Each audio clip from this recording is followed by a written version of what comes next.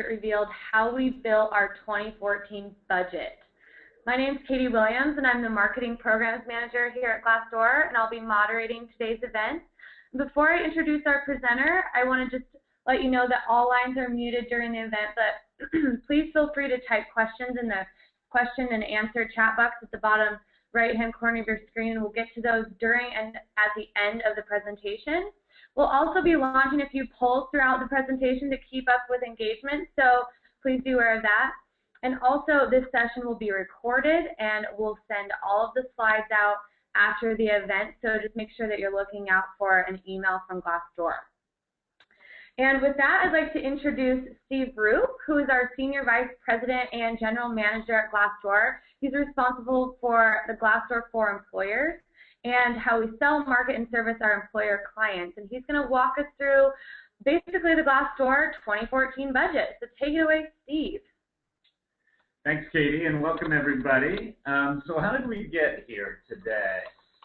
When we were looking at the beginning of 2014, when we were planning out our hiring needs, we did what a lot of us would do. We talked to friends, we talked to our network, we talked to colleagues, and we went online and we looked in Google, we looked in SlideShare, and we looked for some best practices out there on how other people organize and structure their budget and how they allocate their dollars to people costs, systems costs, programs costs, and really we came up blank.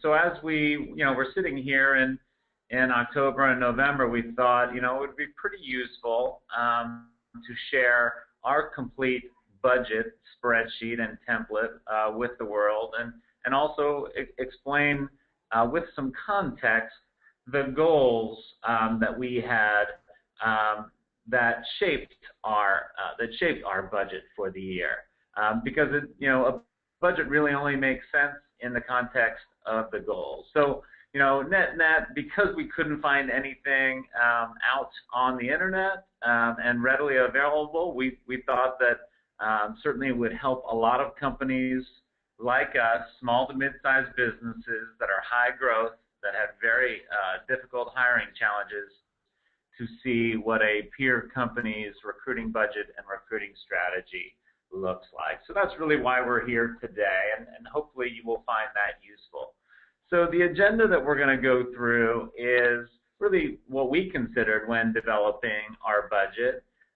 What were some of our hiring challenges, and hopefully there'll be some commonalities with what we struggled with and what your organizations are going through.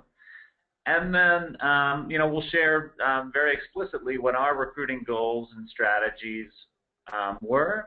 And then we'll make sure that, not only will you be able to, kind of see these slides in the webinar, you'll also be able to get the live working version of our Excel spreadsheet, the budget template. So just want to make sure that you leave here today knowing how that spreadsheet is organized and how to best make use of it if you are creating a recruiting budget for the very first time. So, what were some of the things that went into our mind when we were developing our budget? Well, first things first, there has to be goals that we are trying to achieve. And in our case, as you'll see in a moment, we needed to hire 225 people in 2014, which was substantial growth for our company. What else you should be considering? Well, if you have a certain budget amount, how are you going to allocate those dollars between your recruiting team, your systems, and your recruiting programs? How you're going to organize and track the budget categories and perhaps report to finance on how you're doing budget versus actual against those budget categories.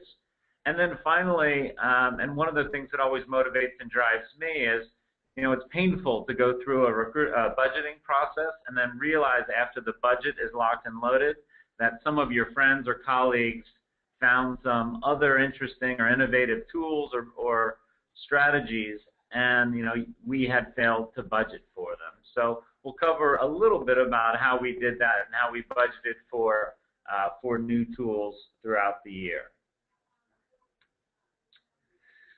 So, what are our hopes for how this budget template may help you. Well, if you're just doing your 2015 planning now, perhaps it's coming at the right time. Perhaps you're just at the process where, you're at meeting number 3 with your boss and you're trying to justify the spend and justify your program mix.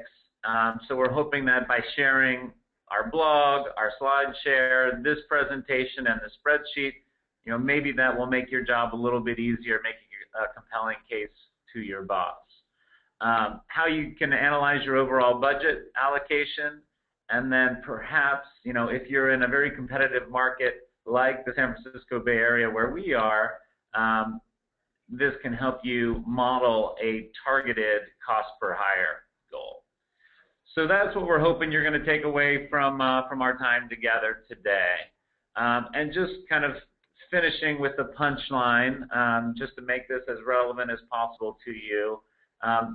This is, I'm going to expose the summary level details. So our total budget for 2014 was $1.7 million, and that needed to support a goal of making 225 hires. Some of you who aren't in the Bay Area or aren't in New York or Boston or Chicago might be blown away that, we're willing to stand here and say that we're celebrating an average cost per hire of $7,600, but once we go through the details, and certainly if you are in one of these hyper-competitive markets, $7,600 per hire might actually sound really good, in the tech industry to you. And then we also, wanted to keep track of what's a reasonable expectation on the number of hires that a full-time recruiter could make each and every month. And we're keeping track of, nearly, 5 hires per recruiter per month are what our team is, was setting its sights on and able to achieve. So we're going to launch our first poll just to keep this engaging. So poll number 1 is related to when you do your planning for your next year's recruiting budget. So I think Katie's going to launch the poll. Great. So just pick one of the answers, and then I'll give you a few more minutes or seconds here.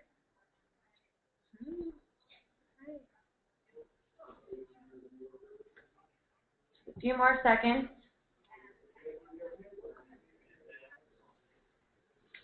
All righty. I'm going to close the poll in 5, 4, 3, 2, 1. This is exciting. All right. All right. Those results. So it looks like the majority of you, 61%, do budget planning annually. I'm sure that doesn't surprise anybody. And it looks like 6% quarterly and 7% of the audience does budget planning on an ad hoc basis. So, to go to the next step, we wanted to, share a little bit more details about our overall recruiting goals and the objectives that we had to hit in as an organization that really drove our people investment, our programs investment, and our systems investment. So, as I mentioned, we knew at the beginning of the year we did a pretty good job of financial planning for the year, and we knew that we needed to hit 225 hires, and we knew that that'd be nearly doubling the size of the company. And if you're in recruiting and you're in that situation, you know how scary that is. You know how big of a number that is if you're a small and mid-sized business to think about needing to double the size of your organization and bringing in practically 20 new people a month to the organization. So that was a huge motivator that we had to hire that many people. And of course, it was complicated by the fact that we had both high volume positions, lots and lots of sales and customer service people, but we also had some extremely hard positions to fill. We had over 50 engineers, software engineers, product managers, data scientists, and UI designers that we needed to hire. We also had some executive level talent that we needed to bring into the organization. We needed a CFO, we needed a chief people officer, we needed a chief marketing officer.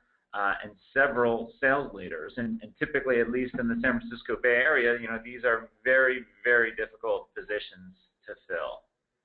And then, for the part of the business that I manage for Glassdoor, our Glassdoor for Employers business, we had to hire over 120 people in sales, marketing, and client success roles.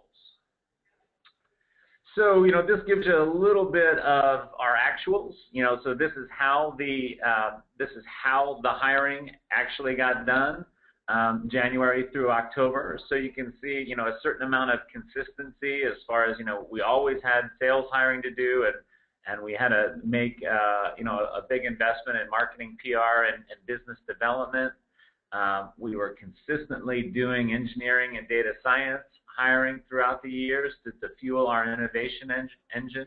And then even on the, the G&A side, we had a lot of building to do to grow our HR team, our recruiting team, and our finance and legal team. So, through October, we had 205 hires done out of the 225, and really this is how it breaks down by job function or by department. So we knew this going in, that not only did we have a high volume of hires, but we had some complexity by needing to hire many different role types across the organization. So let's engage in poll number 2. So before we talk about our recruiting programs budget, what component do you believe is the biggest line item in your recruiting budget? So Katie's going to launch the poll. Give you a few seconds to answer.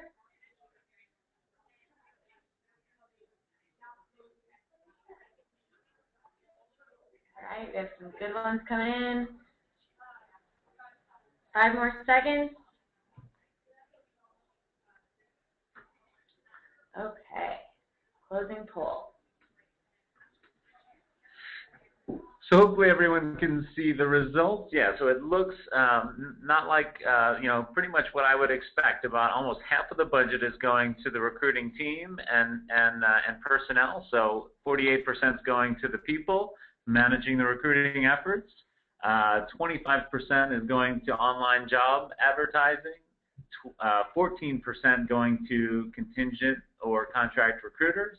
And then 12% are going to the underlying recruiting systems that hold everything together. So pretty much what I would have expected, and pretty good portfolio of investments there.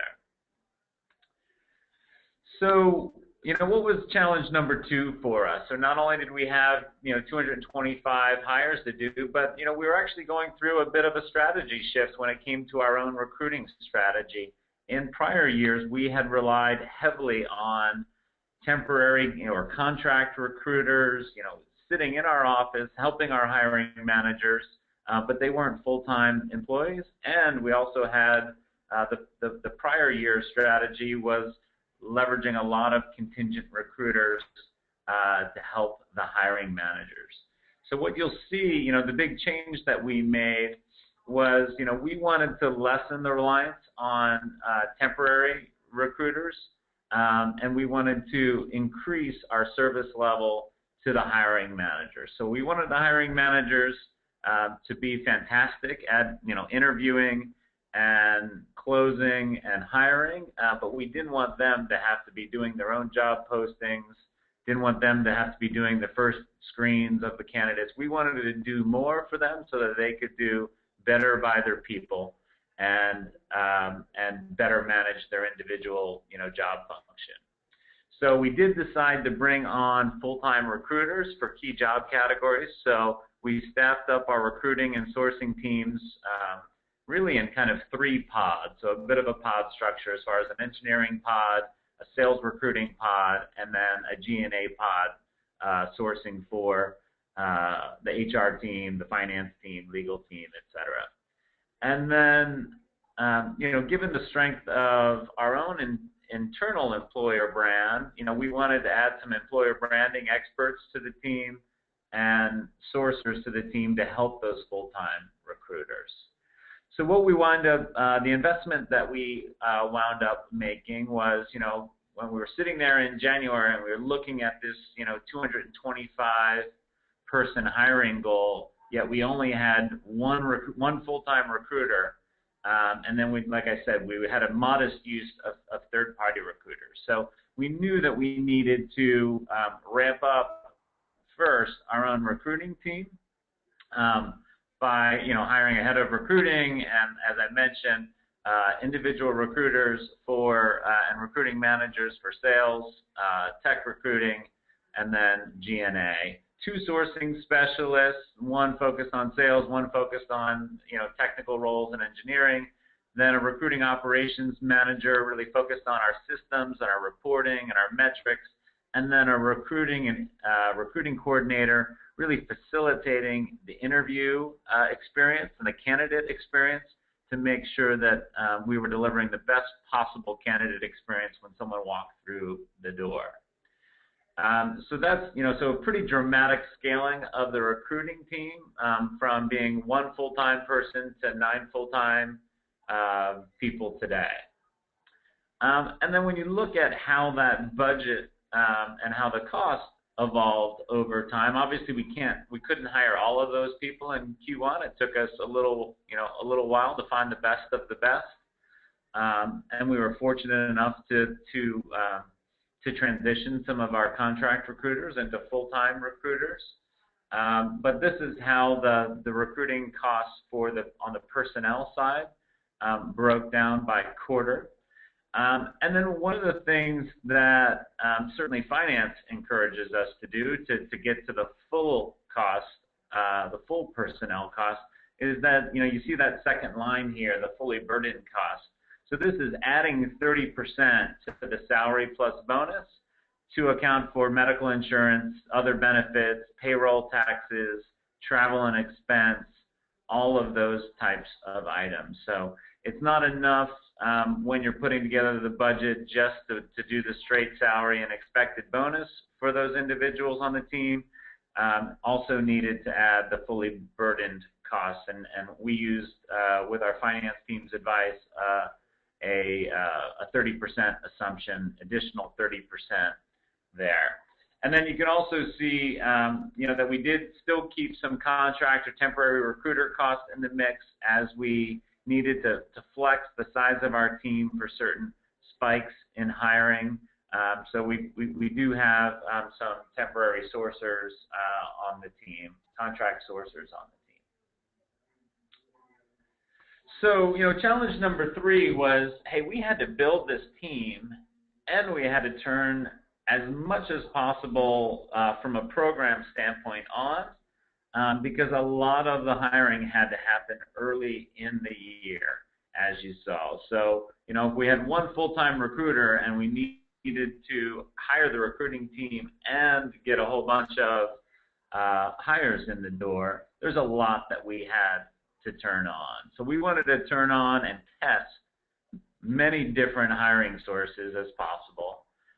We wanted to have some sources that were, what I like to call always on, where they could provide day in and day out a steady source of candidate pipeline. So, it could be 10 o'clock at night and the recruiters could have gone home,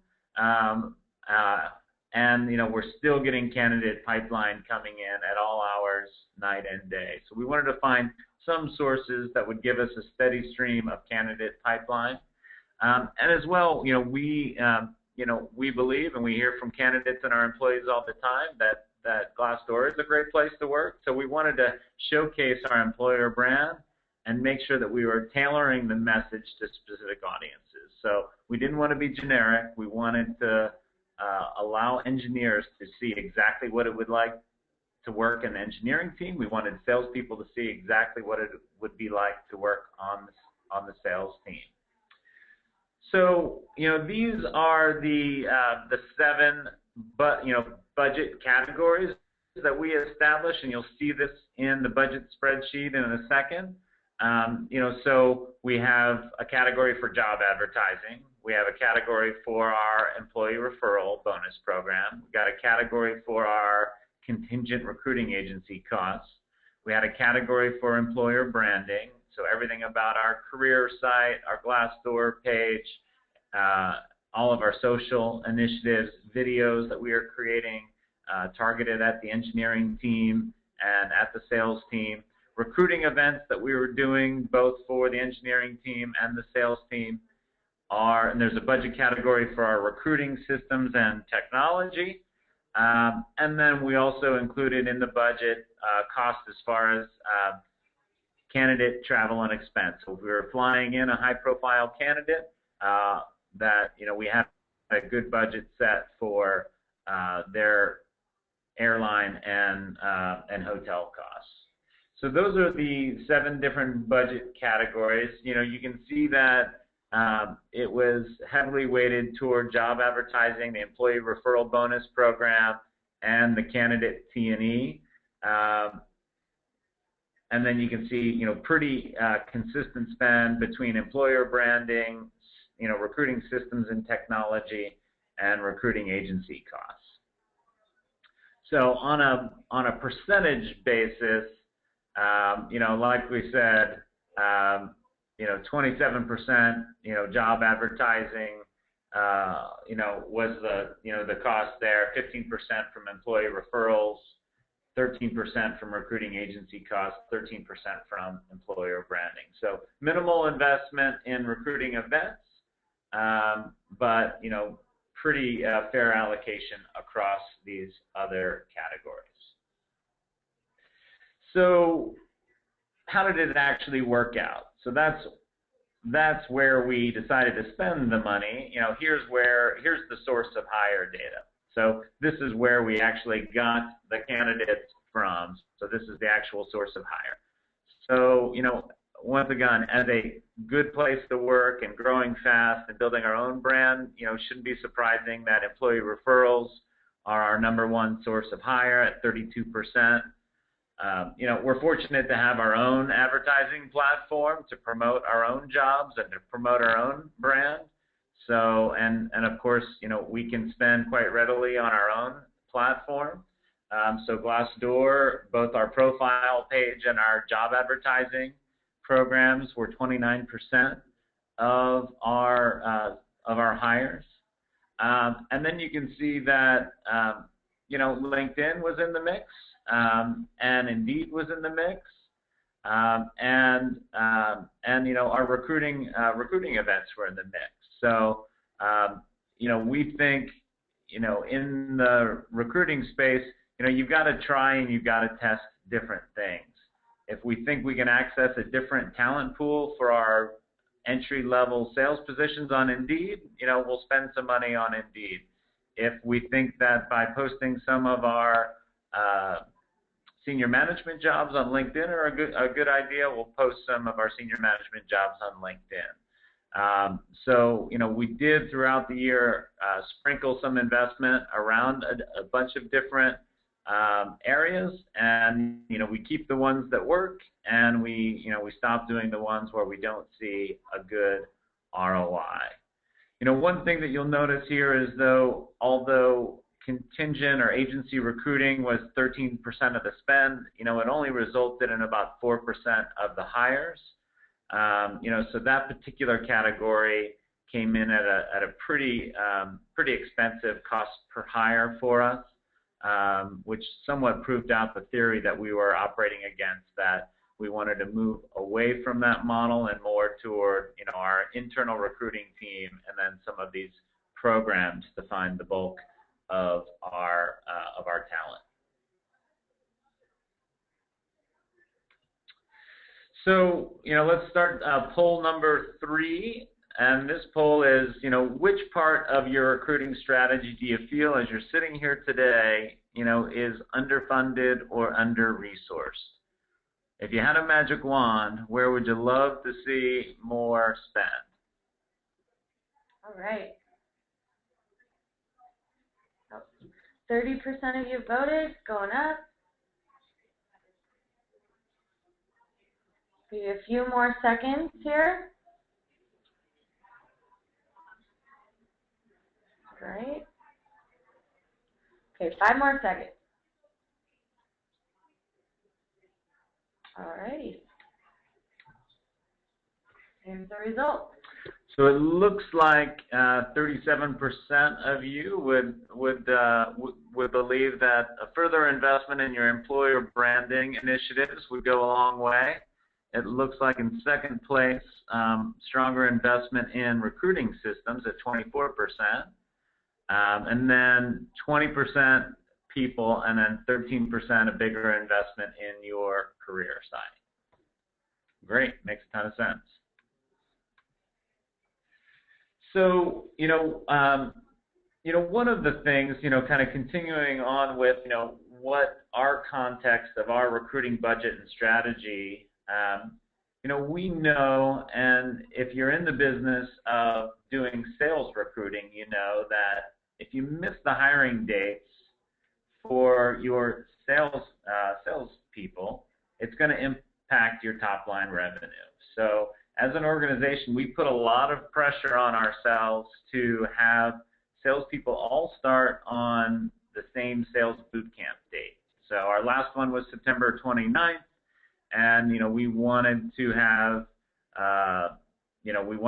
every single person start on that exact same date so that we could put them through a very effective and very productive 4-week boot camp. But for example, let's say that we needed to our financial plan expected 30 people to start on September 29th. If you wind up missing and you can't get 10 of those people to start on September 29th, it's going to have an immediate impact, perhaps even in 2014, on your top line revenue. So we put a lot of pressure on ourselves, or the sales recruiting team and the sales managers and the sales leadership, on getting the hiring done on time. So, because of that, we tracked our average time to fill by department very closely. And, you can see here, and this probably shouldn't surprise you too much, that, our hardest and longest time to fill was 58.5 days in our engineering and data science teams. It was 48, days in our product management and design function. All the way down to 38 days in client success and 40.1 days on the sales team. So when we're looking at our goals, and we're looking at making sure that we don't miss some of our financial obligations to the company to hit our corporate goals, making sure that we're starting recruiting and we're building pipeline early enough to, with these average time to fill metrics, to actually hit the hiring goals and hit some of our boot camp start dates. I don't know if your organization runs in a similar fashion, but we found that to be effective for us. And then challenge number 4, certainly we saw, way back in January and even before that, candidate use of mobile devices was taking off. It was growing 2% month over month, and our mobile traffic, has gone all the way up to 45%. So the use of, so candidates were looking at our job descriptions and looking at our employer branding content and our career site 45% of the time from their mobile device. And we had some work to do ourselves. We needed to mobile optimize our own career site. So what was our conclusion? We needed to make a bigger investment in our recruiting systems. We wanted candidates coming in from a mobile device to have just as good of an experience as they would from a desktop computer. And we wanted to make sure that we didn't give 50% of the candidates a bad experience, or we didn't want to lose them because they couldn't apply. So we really need to make an investment in our mobile career site and mobile apply capabilities. So this gives you a little bit of a before and after picture on our recruiting system. So when we were sitting there in January, we had a career site. Certainly, we made full use of our Glassdoor enhanced profile to tell our story.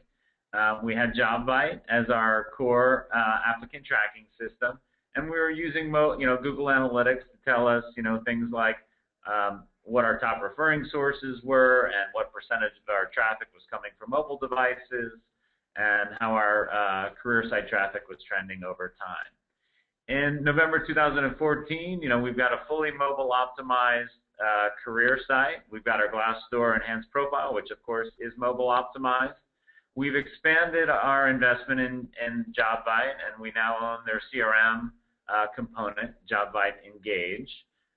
We've added as tools for our recruiting team two sourcing tools, Intello and Connectifier. And then, we use some of the social media monitoring tools like Hootsuite and Sprout Social to keep track of our employer brand in social channels.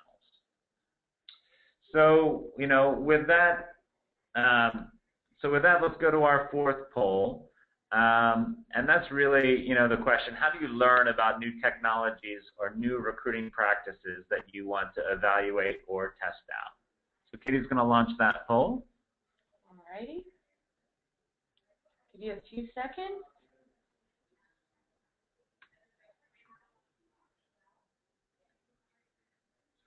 All right. 5 more seconds.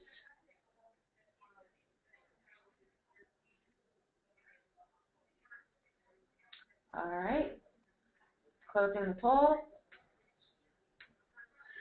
So it looks like it's neck and neck between social feeds, news articles, and colleagues in the industry, with networking events coming in fourth place. So that makes total sense. Thanks for that feedback. So then, wanted to, in the spirit of full transparency, wanted to share challenge number 5. So, we at Glassdoor have this beautiful waterfront location in Sausalito, just north of the Golden Gate Bridge. And even though it's December, there was a guy water skiing right in front of our office yesterday just to make us jealous. But although it's a beautiful location, and if you live in, north of the Golden Gate Bridge, we're kind of a dream job for you. But if you live 60 miles away in South San Jose, chances are we might not be your dream commute. It might, you might consider that, driving an hour and 15 minutes from South San Jose or Mountain View, it might just be too far. So we knew that, we needed to do some things to widen our talent pool, and to let North Bay residents know that Glassdoor was headquartered in the North Bay, because there was, a big chance that people were commuting to downtown San Francisco every day and getting stuck in, an hour and a half of traffic, not even knowing that Glassdoor was just a few minutes from home. So we really wanted to change that and really to increase our talent pool. So we did work with our engineering team, and it's nice to have an engineering team that's very willing to help us. And we launched what we called relocation jobs. So that, we, as a recruiting strategy, we're willing to relocate, software engineers and salespeople from, let's say, anywhere in the country, but in this case in Chicago. So if some Java software engineer in Chicago went into Glassdoor and searched for jobs in his or her area, they would see our job, and even though we're based in San Francisco or Sausalito, they would see that our job show up, and they would see that, relocation would be provided, and they could learn more about that. So that was a nice bit of collaboration with our engineering team to make that possible. And, when we moved into this new building, our facilities team, jumped into action, and we are right next to the 101 freeway. So if you happen to be in the Bay Area and you've gone to Stinson Beach or Muir Woods, we're right off of that exit off the 101. And, we're the only building right off the freeway right there. So our facilities team jumped into action and got some exterior signage for our building that certainly lights up at night. And that was one way to communicate to North Bay residents as they're on their way to and from their current job that, we're here and we want them to be aware of opportunities. We also have right across the street a park and ride, And, I would say about 300 to 400 people park at that park and ride and then catch a bus into San Francisco for, technology jobs and finance jobs. So one of the guerrilla marketing tactics that the team pulled off was providing a coffee cart and sponsoring a coffee cart over there in the park and ride and letting people know before we even had the signage up on our building that we were a local employer and a great place to work, and if they were interested, that they should check out our jobs and apply for our jobs online. So that is really how we got to this $1.7 million budget. As you saw earlier, we had 205 hires out of the 225 done by October. We're directly on plan to succeed against the 225 goal, leaving us with an average cost per hire of $7,600, which we believe to be very, very competitive in the Bay Area. I know from past experience that, hey, if you're just relying on contingent recruiters to hire tech talent in the Bay Area, they typically take, depending on what you can negotiate, 15 to 20% of first-year salary, and that can easily be $20,000 to $25,000 per hire. So this is about a third or a fourth of what it would cost if we did this with contingent recruiters. And obviously, these are the fully loaded people costs and all the program costs and all the systems investments that we made this year. And I would say that our recruiting team should feel very proud that on average, they did 4.7 hires per recruiter per month. I think that's a pretty good benchmark of success, that they were able to be that productive, given how hard to fill some of our jobs were, and that we were basically in a massive ramp up and scaling year. So I wanted to show you what the spreadsheet actually looks like, and you can register and download this spreadsheet. So the spreadsheet has 3 tabs.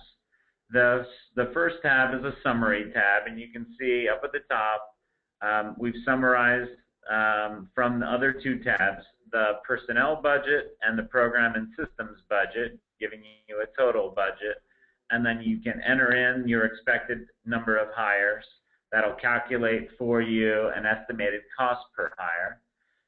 You can enter in the number of recruiters or full-time recruiter equivalents, and then that will give you your average of number of hires per recruiter per month, so that you can make sure that that's something that's feasible and doable as you're doing your 2015 planning. So for the sake of our, protecting our interests with our recruiting vendors and our own team, I have genericized some of the data here. So these are no longer our exact people's titles or salaries, but as a planning tool that really shouldn't matter too much for you. So this first tab, the personnel tab, just gives you an idea of, ability to put in someone's title, who works for those folks, what their start dates were. You can layer in their costs. And obviously, since we were ramping up the team, but the team's, going to be here, full-time for all of 2015, this helps you model out what the ramping team costs in 2014 versus what that team fully in place in 15 would cost. You can see this is where we've added the 30% to fully burden the personnel costs by adding on the 30% to the salary and bonus. And then down here at the bottom, where we were leveraging certain contract recruiters or interns or additional sourcers, we've dropped those costs in here and calculated and summarized those costs to get to a total recruiting personnel budget. So hopefully this is a framework that can work for you as far as modeling your personnel needs. And then on the programs and systems budget, created this budgeting tool, with some collapsible sections here. So the same categories: job advertising, employee referral program, recruiting agency costs, employer branding costs, recruiting events, recruiting systems and technology, and then candidate travel and expense. So, we've got estimated costs here for different things that you may be considering. We don't necessarily advertise with Monster or Dice, but in case you do, I included them on this budgeting tool. I included 2 different line items. We do 2 different types of employee referral bonuses, one for the hardest to fill positions and one for other positions. So I've modeled that. On employer branding, pretty specific as far as, what it took us to build out our employer value prop. I modeled a once-a-year full redesign of our career site, and then a quarterly cost to keep the site fresh and attractive for candidates. Modeled some costs for some content marketing, these videos that we created that the team created for the sales recruiting and for engineering recruiting, all the content, all the photos, all the social sharing that we do. Even though we don't naturally have to pay ourselves for our Glassdoor enhanced profile, I put some estimated costs there for a small business. I included a line item for diversity and inclusion campaigns, and then I included a line item for guerrilla marketing tactics. And then on recruiting events, some estimated costs. Typically we've had luck with $2,000 to $5,000 per event. We've done happy hours in different hot locations in downtown San Francisco, or we've sponsored tech meetups at our headquarters here. And then when it comes to our recruiting systems and technology budget, once again, I didn't want to violate any of the agreements with our tool providers.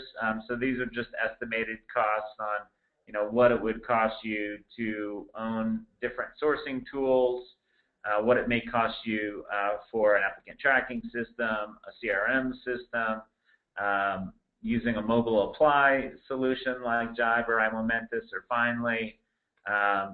The social media monitoring tools for just a few seats are actually quite inexpensive, and even some free versions out there. And then, I've budgeted for other vendor services just to make sure that our recruiters and our recruiting operations team are making the best use of all of our tools. So, you can see, how you can, budget this, both at a line item level and at a detailed and at a summary level. And then it automatically calculates down here, what percent of the budget is going to which category, and automatically creates this pie chart for you. So, so I thought that, our hope is that sharing this level of detail with you and how we kind of organize the categories and how we budget for different items will be useful for you. Obviously, if you're a Fortune 500 company, these numbers will look small and cute to you. But if you're a small and growing company like ours, hoping that you see some parallel thoughts and some thoughts that might be useful to you. So with that, I'm going to go back to the PowerPoint deck. Like I said, you can follow this link to download that template that Excel spreadsheet, that template that I was just showing you.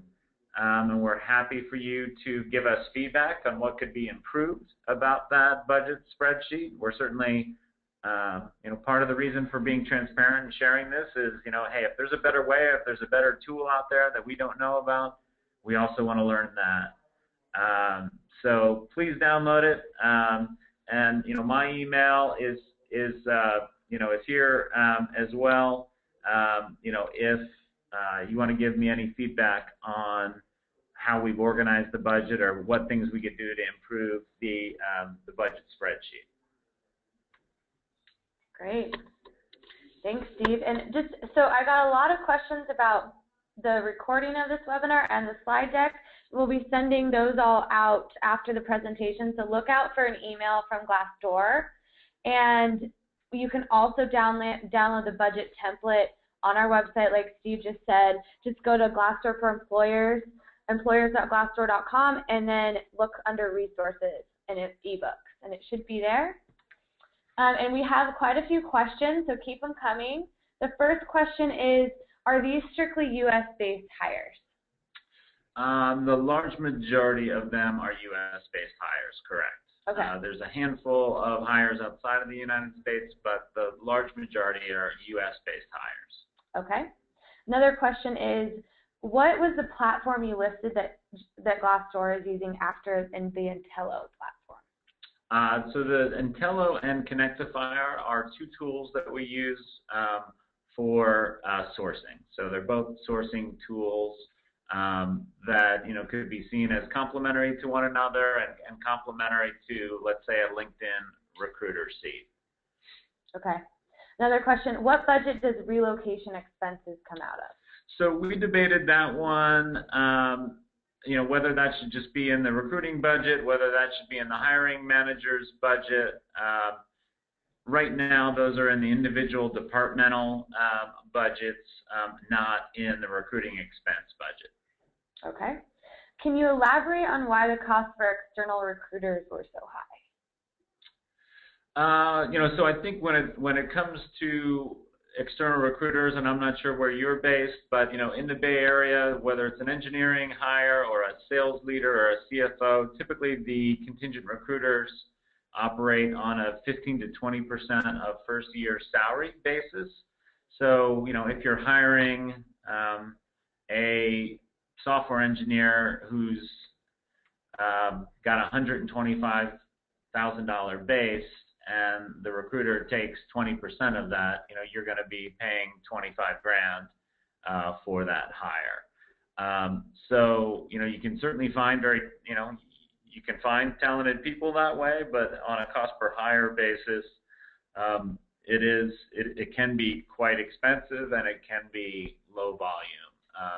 So the trade-off there is, if you find a great contingent recruiter, you might be really happy. If you don't, you might have low candidate pipeline. But regardless, it is a very expensive way to recruit in our experience. Okay. Another question is, how do you add in for attrition? So when we do our overall people planning process, what was included in the goals, saying that, hey, we need to hire 225 people, attrition was factored into that. So if we estimate that, hey, we're going to lose 10% of our salespeople in a given year, then we'll have that modeled out so that that in that 225 that we hire, that attrition is factored in there, so that our recruiting team knows exactly how many they need to hire, including attrition backfills, so that they're never surprised by, hey, we just lost this person, we immediately need to hire the replacement. So we factored into our overall workforce plan and people plan attrition. So once again, the recruiting team's not surprised. And if for whatever reason attrition is less than expected, then our recruiting team and our finance team are meeting weekly to make sure that the numbers are in sync and everyone has the latest information on total number of open hires. Okay. Do you hire contractors, and are they included in the numbers you shared? We do hire contractors. They are not in the numbers that we shared. So I guess that answers the question. Okay. Yeah, so the contractors are, probably less than 5% of our workforce right now, probably more like 1 to 2%. So it isn't a big area of the business. Most of the employees are full-time employees. Okay. Another question is, what is a talent warrior? So a talent warrior is a term that we use for the overall head of talent acquisition. Some people might call it a director of recruiting or a VP of talent acquisition. Our term for it is a talent warrior, and we actually give out awards once a year for that we call the Talent Warrior Awards. Okay. So if you Google that online, you'll see, who won the 2013 and who won the 2014 Talent Warrior Awards. All right. What is the recruiting system you use, and do you utilize a mobile apply solution? Yeah, so our core, so as you should have seen in our slides, our core ATS for the last couple years has been JobBite, and in addition to using their core ATS capabilities, we also use their CRM system, which is called JobBite Engage, which is another way for us to reach out to our candidate pool. Okay. Okay. Let's see here. On average, how many positions do you feel each recruiter should own in order to be successful?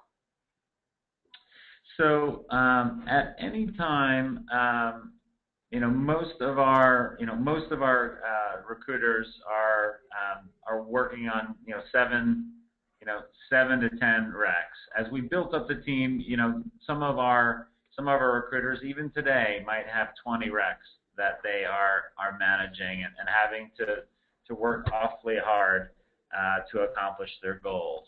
So ideally they're working on 7 to 10 at a time, but that's been up to 15, 20, and in certain cases when we've been short-staffed, up to 20 or 25, which is really tough to juggle. So 7 to 10 at any one time is much more manageable, and allows them to focus and deliver the right service level to the hiring managers.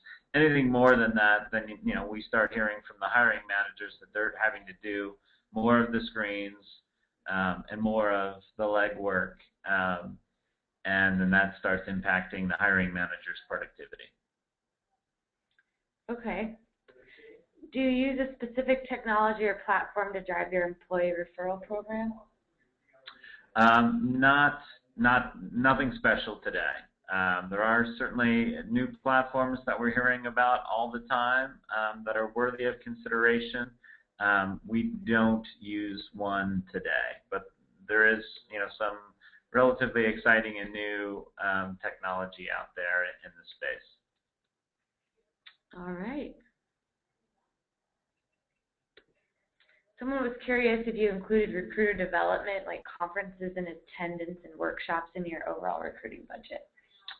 Yeah, so I think, and part of that fully burdened costs with travel and expense. So our recruiting team does go to conferences like the ERE conferences, like the SourceCon conferences, both as evangelists for Glassdoor, but also as a learning opportunity for themselves. Okay.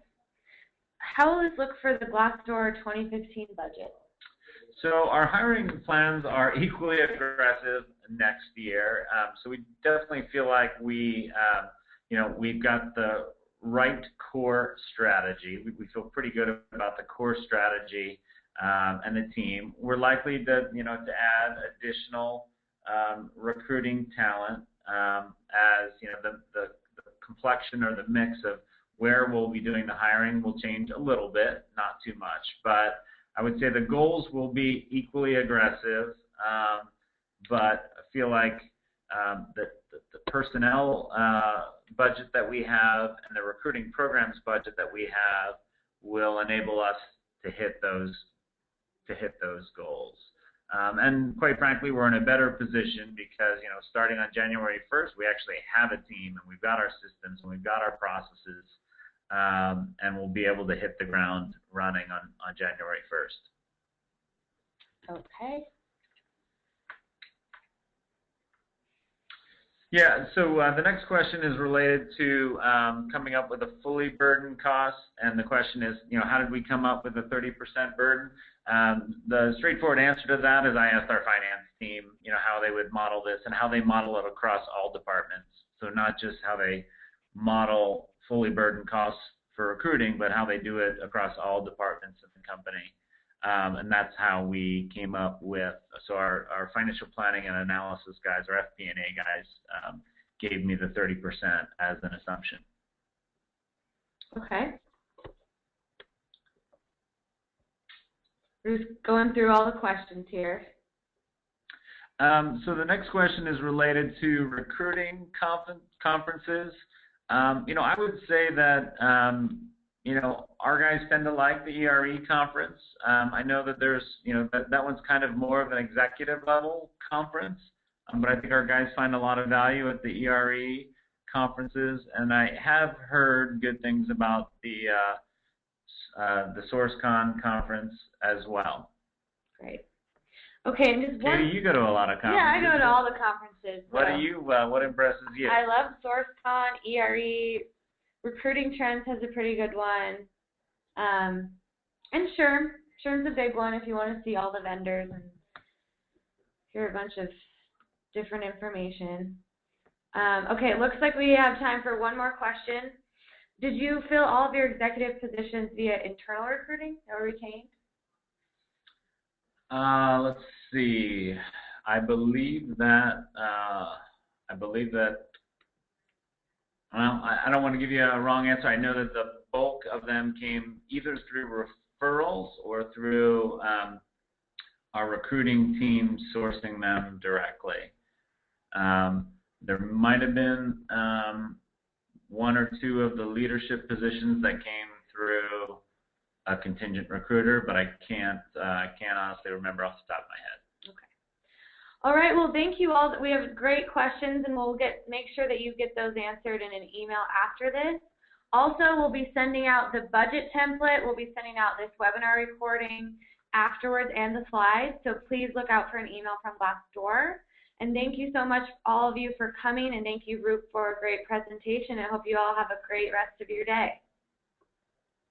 Thank you. Thanks so much, Katie.